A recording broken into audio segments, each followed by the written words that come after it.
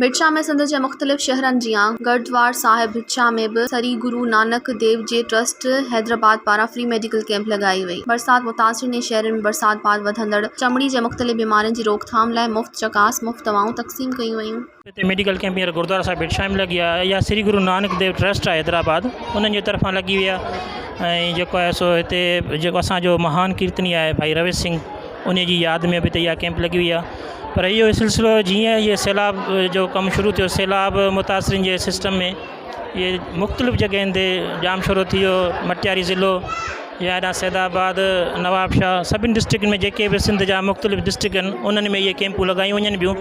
ग़रीब मरीज़ जेके इन दवा खे अफोर्ड नथा करे सघनि उनखे फ्री दवा ॾिनी वञे पई।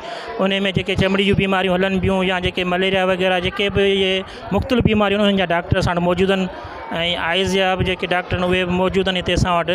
हींअर तक़रीबन सुबुह खां वठी 100 मरीज़नि जो चेकअप थी चुको आहे ऐं अञा बि मरीज़ अचनि पिया। इहे कैंप अॼु सॼो ॾींहुं हिते लॻल हूंदी। इन में असांजो जेको आहे सो जीअं हिते मरीज़नि जे लाइ दवा वग़ैरह सिस्टम रखियो वियो आहे तीअं लंगर जो सिस्टम कयो आहे। लंगर जो बंदोबस्तु कयो आहे। जेको बि मरीज़ अचनि पिया उन्हनि खे उन्हनि में लंगर बि विराहे वञे पियो उहो बि तयारु करे जेको आहे उन्हनि खे ॾिनो वञे पियो ऐं प्लस में जेको आहे मेडिकल कैंप बि लॻल आहे हिते।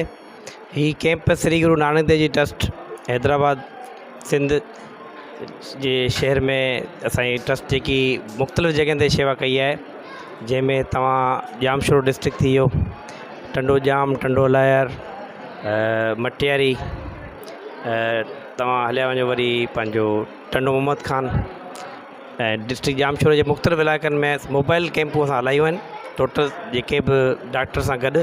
ऐं हींअर अॼु हिते गुरुद्वारा साहिब भिटशा में जेकी कैंप लॻाई वई आहे उनमें 2 डॉक्टर सां वठी आया हिते ऐं दवाऊं हुते फ्री ॾियूं पियासीं सभिनीनि खे जेके मरीज़ अचनि पिया। ऐं तक़रीबन अॼु सुबुह खां 12 बजे खां OPD चालू थी वई आहे जंहिंमें तक़रीबन 100 पेशेंट अची चुका आहिनि ऐं अञा अचनि पिया। 3 बजे ताईं असांजो टाइम आहे ऐं 3 बजे ताईं जेके मरीज़ आया त उहे सभिनी खे चेकअप करे ऐं फ्री दवाऊं ॾींदासीं।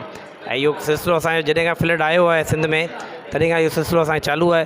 तक़रीबन महीने खां असांखे मथे थी वियो आहे। असीं हर हफ़्ते में 3 ॾींहं इहो कैंप मोबाइल कैंप ऐं प्लस लंगर ठाहे करे सर्व कयूं पिया उन्हनि माण्हुनि जे लाइ जेके बोर्ड खां मुतासिर थियल आहिनि। महिरबानी। हिते डॉक्टर सुनीता आहे लेडी डॉक्टर आहे जनरल फिजिशियन बि आहे ऐं गाइनी खे बि ॾिसंदी आहे।